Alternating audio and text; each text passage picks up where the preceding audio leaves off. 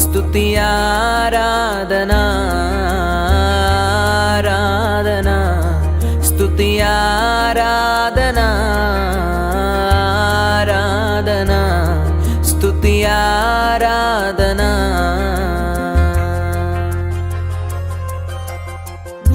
నీ వంటి వారు ఒక్కరును లేరు, నీవే అతి శ్రేష్ఠుడా.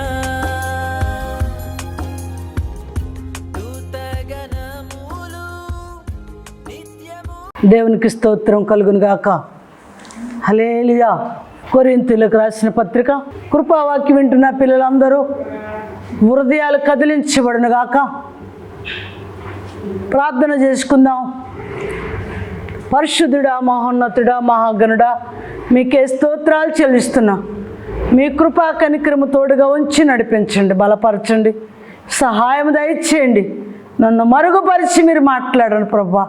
నోరుగా, మాటగా, వాక్కుగా ఉండి మీరే నింపమని అడుగుతున్నాను ప్రభా. వినుతున్న బిడ్డలకి గ్రహించే జ్ఞానము, జ్ఞానేంద్రములు వెలిగించి నీ కృపతో నింపి బలపరిచి మహిమ పొందునుగాక. మీరే మహిమ పొందుదురుగాక. వినుతున్న బిడ్డలు బలము పొందుకోరుగాక. మీరే సహాయం చేయమని యేసు పరిశుద్ధ నామంలో అడిగి వేడుకుంటున్నాము తండ్రి, ఆమేన్. 1 కొరింథీయులు రాసిన పత్రిక 3వ అధ్యాయము 10వ వచనం నుంచి కూడా చదువుదాం. దేవుడు నాకు అనుగ్రహించిన కృప చొప్పున నేను నేర్పరి అయిన శిల్పకారుని వలె పునాది వేసి తిని. నేర్పరి అయిన శిల్పకారుని వలె పునాది వేసాడట. వాక్యం చెప్తుంది ఇట్లా, నేర్పరి అయిన శిల్పకారి. శిల్పకారి అంటే ఎవరు? ఒక వడ్రంగివాడు, చెక్కేవాడు, కర్రలు చెక్కి, కొయ్యలు చెక్కి, తెడ్డుగా, కర్రగా ఏదో చేయగలవాడు శిల్పకారి. అందుకని పౌలు కూడా ఎలాంటి మాటతో పోల్చుకున్నాడంటే, నేర్పరి అయినా అంటే బాగా ఆ విద్య ఎరిగినవాడు, ఆ పని ఎరిగినవాడు, పనిముట్టు చేయగలిగిన సామర్థ్యము గలవాడు. అందుకని వాడి పేరు నేర్పరి అయినా శిల్పకారుని వలె అని అంటాడు. శిల్పి ఏదో ఒక వస్తువును చేస్తాడు. అందుకని ఈ శిల్పకారుడు ఎంత గొప్ప మాటలు రాశాడంటే, ఈ కొంచెం లెక్క ఈ అరగంటను పూర్తి చేయటానికి దేవుడే మనతో ఉండునుగాక. అది వాక్యం చెప్తుంది కదా. శిల్పకారుని వలె పునాది వేసి తిని మరి ఒక్కడు దాని మీద కట్టుచున్నాడు.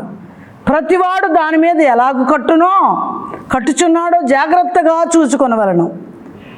ఏమంటున్నాడంటే, భక్తి పునాది, ప్రార్థనా పునాది, వాక్య పునాది. ఎవరైతే సరిగా చూటిగా వాక్యానుసారంగా నడుస్తూ ఆ పునాది వేసుకుంటారో ఆ పునాది మీద మరొకరు కట్టాలట. భూలోకములు ఇళ్ళు కడితే ఎవరి ఇల్లు వాళ్ళు కట్టుకుంటారు, ఎవరు పునాది వాళ్ళు వేసుకుంటారు. కానీ వాక్యం అనే పునాది ఎవరు వేసుకునే పునాది వాళ్ళు వేసుకుంటానికి వీలు లేదు.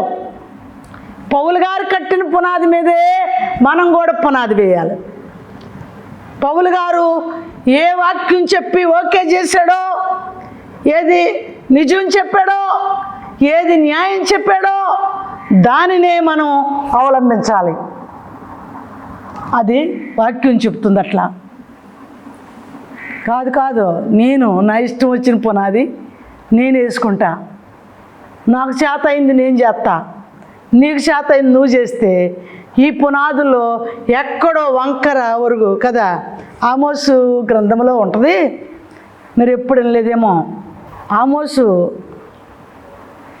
భక్తి చేస్తున్న సమయంలో భక్తి కంటే ముందు గొర్రెల కాపరి, మందల కాపరి కాసుకుంటాకి వెళ్ళి వస్తున్నాడు.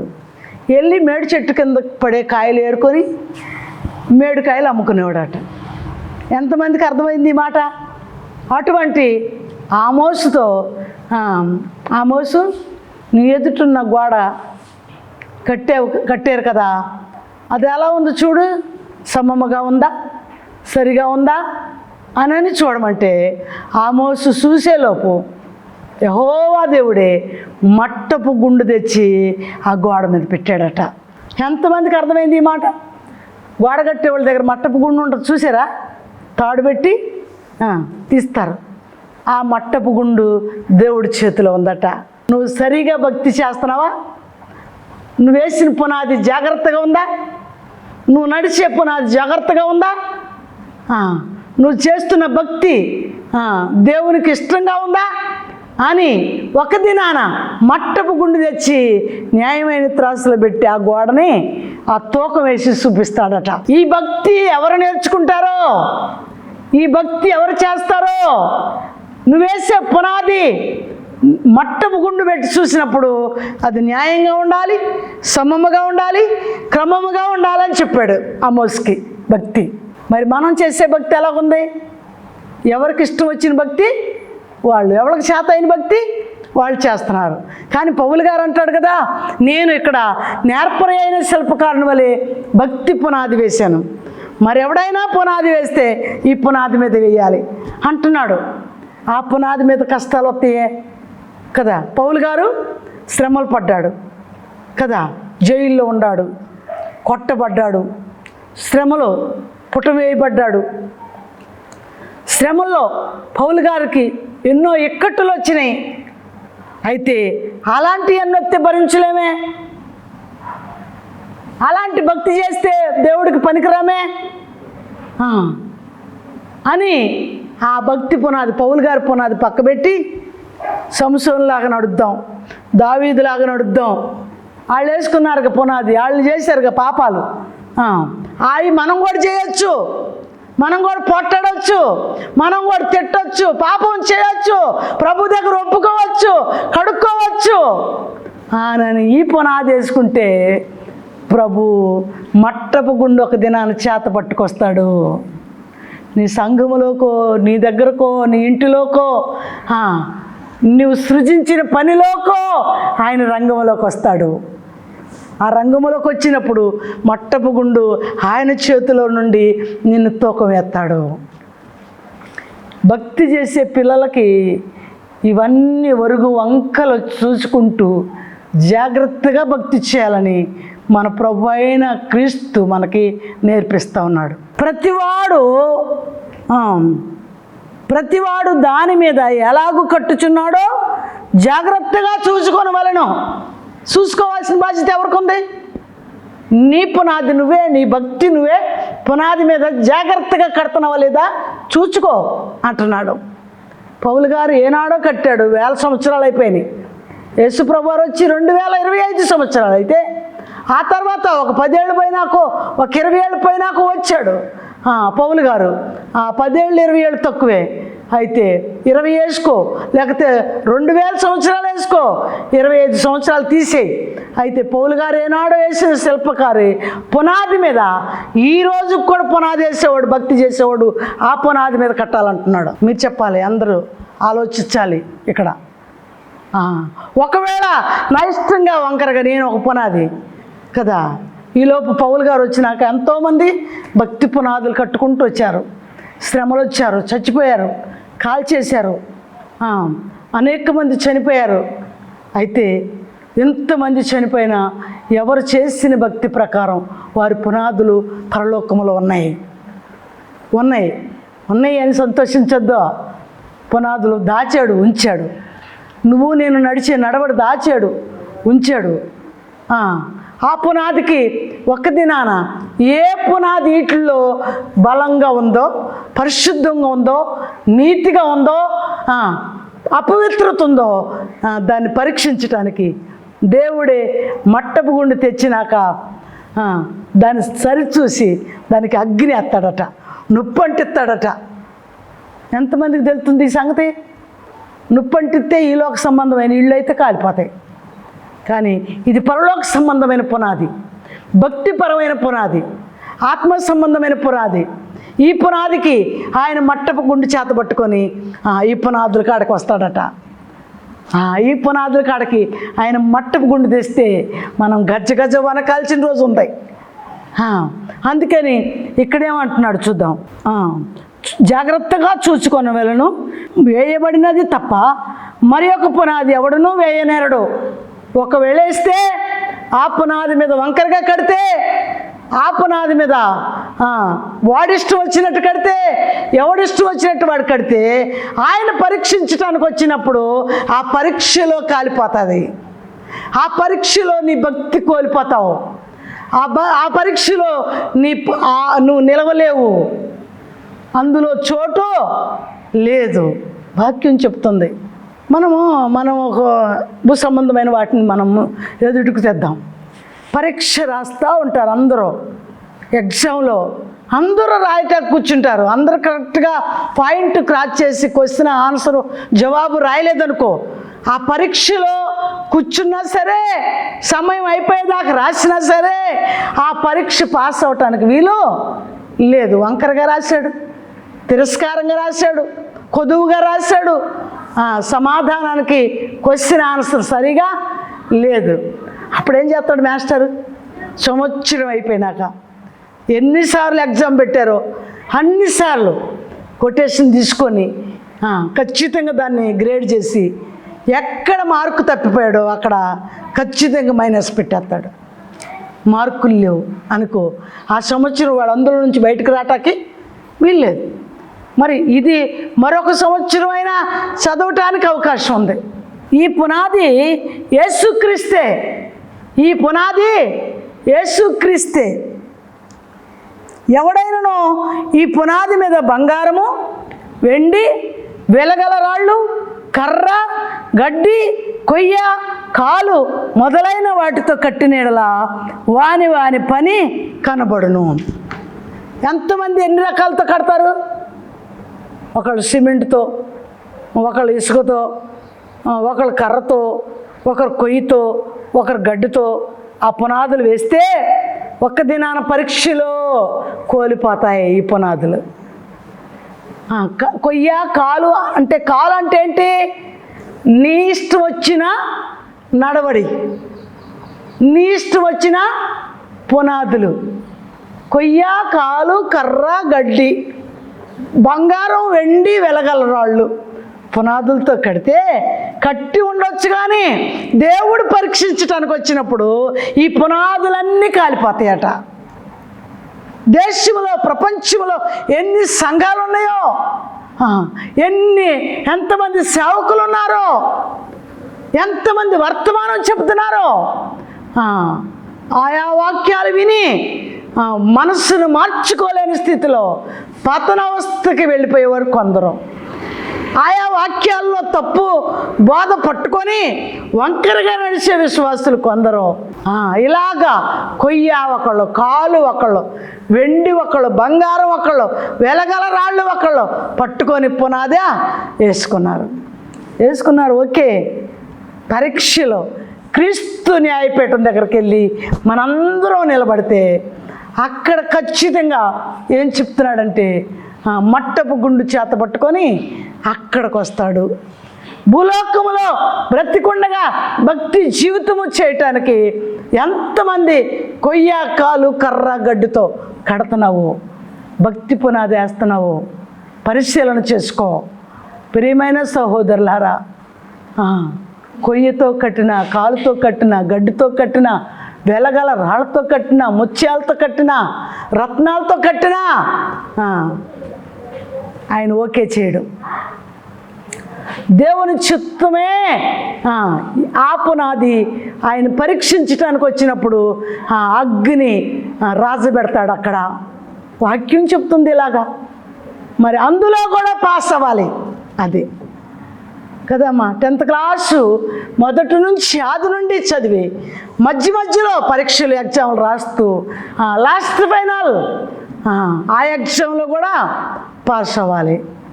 అలాగే దీనికి 1 సంవత్సరం అయితే లాస్ట్ ఫైనల్ అంటాం, కానీ ఇది జీవితం అంతా భక్తి పునాది. ఇది ఆయుష్కాలం అంతా ప్రార్థన పునాది, ఆయుష్కాలం అంతా వాక్య పునాది. ఎవరిలో ఈ వాక్యము, ఎవరిలో ఈ ప్రార్థన, ఎవరిలో ఈ పునాది ఉందో, భయము కలిగి భక్తి కలిగిన పునాది ఉందో, ఆ ఆయుష్కాలం అంతా చేసిన దానికి ఒక్కసారే ఎగ్జామ్లో పాస్ చేస్తానికి, పరీక్షించడానికి ఒక ఆయన రంగంలోకి వస్తాడు. ఈ రంగంలోకి వచ్చినప్పుడు మట్టపు గుండు చేత పట్టుకొస్తాడు, ఈ రంగంలోకి వచ్చినప్పుడు అగ్ని నుప్పంటిత్తాకు వస్తాడు. క్రీస్తు న్యాయపీఠం దగ్గర నిలబడాల్సిందే. ఎవడు మాట్లాడటానికి వీలు లేదు. ఎందుకని? ఆయన దేవుడు కదా. అందుకని దేవుడికమ్మా నేనంటే ఇష్టం లేదు. ఆమెకు సహాయం చేశాడు, నాకు సహాయము చేయలా. దేవుడు నా ప్రార్థన ఆలకించట్లా. దేవుడు అట్టాటోడు ఎట్టాటోడు అని అనేవాళ్ళు ఉంటారు కాబట్టి నన్ను మంచిగా పిలవలేదని అంటారని ఆ ఎంకమ్మ ఎల్లమ్మ పుల్లమ్మ మీ ప్రార్థన ఎట్టుంది అనకుండా ఒక్కసారే నొప్పి అంటిస్తాడట దానికి. అందరు పునాదులు ఇందులో ఉండేగా నాకెందుకు న్యాయం? అగ్నే పరీక్షించునుగాక. అగ్నే నుప్పే అంటించగానే ఆ అగ్ని అంటించగానే ఆ అగ్నికి ఏ పునాదులైతే కాలిపోతాయో, ఎవరు భక్తి చేయటం కుదరలేదో, ఎవరు ప్రార్థన చేయటం కుదరలేదో, ఎవరు ఆయన కొరకు జీవించలేదో, ఎవరికి ఆయన కొరకు సమర్పణ కలిగలేరో ఆ పునాదులన్నీ కాలిపోతాయట, బూడిదైపోతాయి. అప్పుడు నీవు చేసిన భక్తి అందులో కాలిపోద్దని చెప్పి బైబిల్ చెప్తుంది. అందులో ఆ భక్తి ఎవరు చేస్తున్నారో కానీ జాగ్రత్తగా పునాది చూసుకోవాలి. ఆయన మట్టపు గుండు చేత పట్టుకొని వచ్చినప్పుడు మనం కట్టే కట్టడ గోడ స్టాండర్డ్గా ఉండాలి, ఆత్మీయతగా ఉండాలి, బలముగా ఉండాలి, భయము కలిగి ఉండాలి, భక్తి కలిగి ఉండాలి. మనం వేసుకునే పునాది మన ఇష్టం వచ్చినట్టు వేయటానికి వీల్లేదని దేవుడు చెప్తున్నాడు. పౌలు గారు రాపిచ్చాడు మన కోసం, పరిశుద్ధాత్ముడు రాపిచ్చాడు. అందుకని ఆయన అంటున్నాడు ఇంకా ముందుకి, బంగారము వెండి వెలగల రాళ్ళు కర్ర గడ్డి కొయ్య కాలు మొదలైన వాటితో కట్టినీడలా వాని పని కనబడును. ఆ దినము దానిని తేటపరుచును, అది అగ్ని చేత బయలుపరచబడును. వాని భక్తి తేటపడును, వాని పునాదులు తేటపడును, వాని పరీక్షలో వాళ్ళ భక్తి ఏదో మనకు తెలిసిపోయేలాగా చేస్తాడట.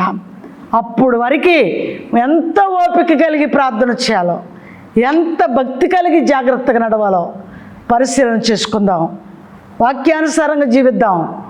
వాక్యం చెబుతుంది ఇంకా ముందుకు వెళ్తే, అగ్ని తేటపరచును, అది అగ్ని చేత బయలుపరచబడును, మరియు వాని పని ఎట్టిదో దానిని అగ్నియే పరీక్షించును. పునాది మీద ఒకడు కట్టిన పని నిలిచిన ఎడలా వాడు జీతము పుచ్చుకొనును. ఎవరు పునాది అయితే, ఎవరు భక్తి అయితే నిలిచి ఉంటుందో, అగ్నికి పరీక్షలో నిలిచి ఉంటుందో వారు జీతం పిచ్చుకుంటారట దేవుడి దగ్గర. ఎంతమంది జీతం పిచ్చుకుంటారు ఈ లోకంలో కదా?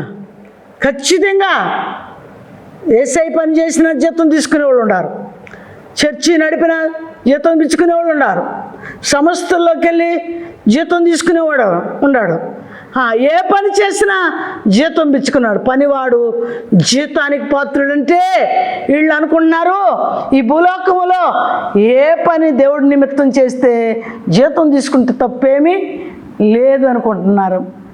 ప్రియమైన పిల్లలారా, అది మాత్రం కాదు ఆయన రాసింది. వాని పని అక్కడ కనపడినప్పుడు పనివాడు జీతం పిచ్చుకుంటాడు. ఎందుకు? పరీక్షలో నెగ్గి అగ్నితో పుటవేసినప్పుడు నెగ్గితే నిలబడితే ఆ పరీక్షలో కాలిపోకుండా ఉంటే నీ భక్తి పునాది, అప్పుడు దానికి పనివాడు జీతం పుచ్చుకుంటాడు. ఎంతమంది భక్తి కోల్పోతామో, ఎంతమంది భక్తి కాలిపోతుందో, ఎంతమంది పరీక్షలో తేలిపోతారో ఎక్కడ కూడా ఆయన పరీక్షిస్తాడు. ఎక్కడ? ఇది భూలోకములోనా? పరలోకములో జరిగే సంగతి ఈ యొక్క కొరింథీ రాసిన పత్రికలో పౌలు గారు రాశాడు. పరిశుద్ధాత్ముడు రాపిచ్చాడు మన కోసం. నిజంగా ప్రభువా, 10 రోజులు ఒక రకంగా నడుస్తానయ్యా, 10 సంవత్సరాలు ఒక నడకయ్యా, 10 నెలలు ఒక నడకయ్యా, 10 రోజులు 10 నెలలు 10 సంవత్సరాలు అయిపోయినాక నా పని అయిపోయిందంటాం, నా భక్తి ఇంతేనంటాం, నా పరీక్ష ఇంతేనంటాం.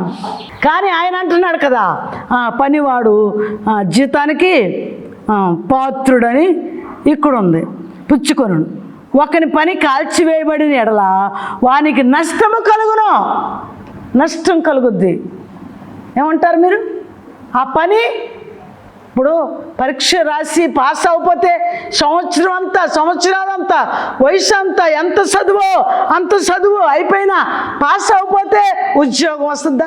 ఒకవేళ రీడింగ్ తీసినాడు, కరెంట్ వాడు వచ్చి రీడింగ్ తీసినప్పుడు ఎంత కాలిందో అంత రీడింగ్ బిల్లు బయటకు వచ్చినట్టుగా వాడు చదువుకున్నది చివరికి మంచి ఉద్యోగం లేకపోవటమే వాడు రీడింగు. పరలోక రాజ్యంలో చేరలేకపోవటమే మన భక్తికి రీడింగు. పరలోక రాజ్యంలో జీతం పిచ్చుకోలేకపోయాం, హెల్త్ పడిపోయాం, పరీక్షలు ఓడిపోయాం, అగ్నితో కాల్చివేయబడింది, నేను కట్టి నీళ్ళు బూడిదైపోయింది, ప్రయోజనం లేదు అని నువ్వు నష్టపోతావు అంటున్నాడు దేవుడు. నష్టపోతావు. ఎంతమంది నష్టపోతామో. ప్రియమైన పిల్లలారా, కృపావాక్యం వింటున్న పిల్లలారా, ఖచ్చితంగా మీరు చేస్తున్న భక్తికి పునాది మీరు ఎలాగున్నారు, ఎలాంటి పునాది వేసుకుంటున్నారు? క్రీస్తు ప్రభువారు మట్టపు గుండు చేతబట్టుకొని రాబోతున్నాడు. 16వ వచనంలో కూడా మీరు దేవుని ఆలయమై ఉన్నారనియు దేవుని ఆత్మ మీలో నివసించుచున్నాడనియు మీరు ఎరుగరా? ఎవడైనను దేవుని ఆలయమును పాడు చేసిన యెడల దేవుడు వానిని పాడు చేయను. ఒక సంఘములో ఉంటూనే ఆత్మల భారం లేదు, ప్రార్థన భారం లేదు, కన్నీటి భారం లేదు, రోదన చేయట్లేదు, కానీ పునాదిలో కోల్పోతున్నావు. పునాదిలో ఇసుక, కంకరు, సిమెంటు అన్ని పాళ్ళు సరిగా ఉండాలనే చెప్తారు టాపీ వాళ్ళు. ఆ పునాదులన్నీ ఎలాగేయాలో వాళ్ళు చెప్తారు. అయితే ఆ పునాది ప్రకారం వేయకపోతే ఏం చేస్తారు? అది నాణ్యంగా లేదని చెప్తారు. ఆ పునాది బైబిల్లో 2 పునాదులు చూపించాడు మత్తయి సువార్తలో. ఏమంటాడు? ఒకడేమో ఇసుక మీద పునాది వేశాడు, ఇల్లు కట్టాడు. మరొకడు బండ మీద పునాది వేశాడు, వాడు ఇల్లు కట్టాడు. వీడిది ఇల్లే, వాడిది ఇల్లే. కానీ ఈ 2 ఇళ్ళు మీదకి ఒక గాలి తుఫాను వచ్చింది. అయితే గాలి తుఫాను రావటమే ఇసుక మీద కట్టిన వాడి ఇల్లు కూలిపోయింది, పడిపోయింది. మరలా ఆ తావులో ఇల్లే కనపడలేదు ఇక. కానీ బండ మీద కట్టినోడి ఇంటికి కూడా గాలి తుఫాను వచ్చింది. అది గాలి తుఫానుకి పడలేదు, వరదలు వచ్చిన మునిగిపోలేదు. ఆ పునాది స్ట్రాంగ్గా ఉన్నందున ఆ పునాది మీద గాలి తుఫాను ఏమీ చేయలేకపోయింది. అలాగే మన హృదయం అనే పునాది, భక్తి అనే పునాది, ప్రార్థన అనే పునాది, వాక్యం అనే పునాది. ప్రభువుకి ఇష్టంగా ఉన్నామా? మన పునాది సరిగా ఉందా? పరిశీలన చేసుకుందాం. అందుకని వాక్యం చెబుతుంది. ఇంకా ఒకవేళ దేవుని ఆలయాన్ని ఎవడైనను వాని హృదయము దేవుని ఆలయము ఉందని ఎరిగి నడవాలి. మొదటి మాట ఏంటంటే, వాక్యం అనే నీరు లేకపోతే, ఈ ఆలయంలో ఆయన కృప తోడుగా లేకపోతే ఈ ఆలయం అపవిత్రమైపోతుంది. త్రాగుడుతో అపవిత్రం కొందరు, జోదంతో అపవిత్రం కొందరు, బూతులతో అపవిత్రం కొందరు. కానీ ఈ హృదయం అనే ఆలయాన్ని పాడు చేసినలా నేను వానిని పాడు చేస్తా. ఆశ్చర్యంగా లేదు ఈ మాట? నేను వానిని పాడు చేస్తా. దేవుని ఆలయాన్ని కదా, మందిరం ఉంది ఇక్కడ.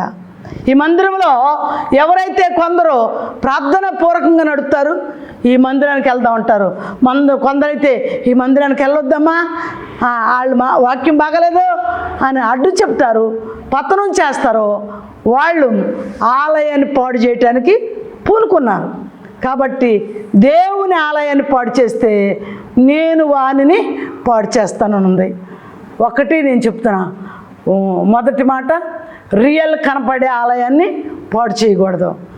రెండోది మరుగై ఉన్న ఆలయాన్ని పాడు చేయకూడదు. ఈ ఆలయంలో బూతులు, కోపం, ఈర్ష్య, ద్వేషం, అసూయ, మత్సరముతో ఉంటే ఈ ఆలయం కూడా పాడైపోతుంది. అప్పుడు ఈ ఆలయంలో దేవుడు నివసించడు, ఈ ఆలయంలోకి దేవుడు రాడు. ఏమంటారు మీ అందరూ? కృపచేత వాక్యం వింటున్న పిల్లలు, కృపావాక్యం వింటున్న పిల్లలందరూ మీ హృదయపూర్వకంగా హృదయాన్ని ఆలయంలో దేవుడు నివసించాలి అంటే మన హృదయంలో ఉన్న లోపములు పాపములు సరిచేసుకుందాం. యేసయ్య దగ్గరకు వచ్చి ఆయనకు లోబడి భయపడదాం.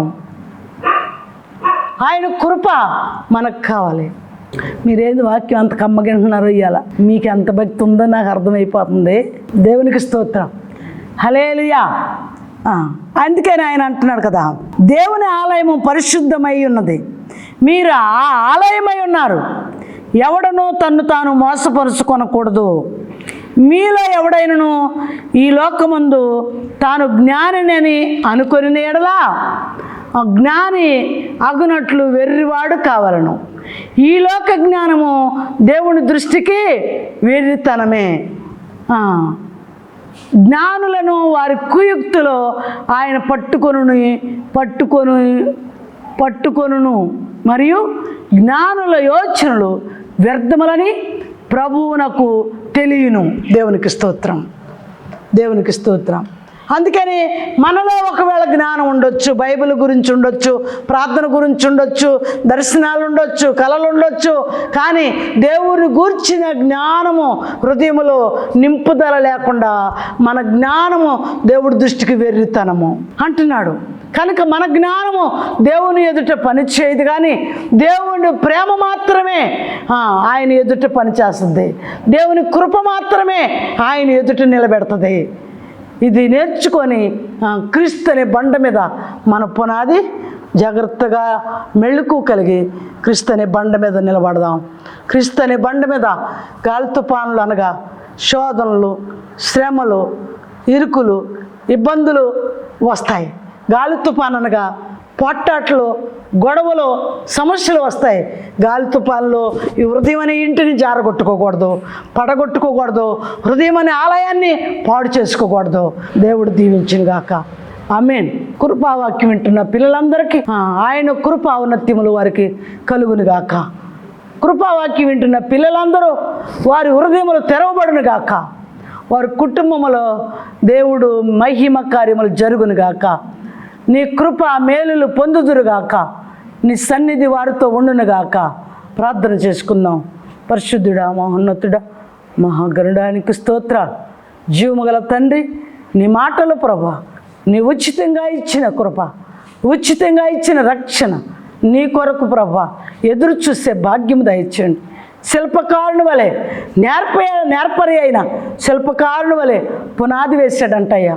ఆ పునాది మీద మేమందరము బలముగా కట్టబడటానికి సహాయం దయచేయండి. గాలి తుఫాన్లు వచ్చినప్పుడు పడిపోకుండా ఉండటానికి, నువ్వు అగ్నితో పరీక్షించినప్పుడు కాలిపోకుండా ఉండటానికి మీ కృప అనుగ్రహము మాకు నాకందరికి దయచేయను గాక. ఆమేన్. యేసు రక్తమే జయం, సులువు రక్తమే జయం. యేసు నామ సంపూర్ణ విజయము కలుగును గాక. ఆమేన్, ఆమేన్, ఆమేన్.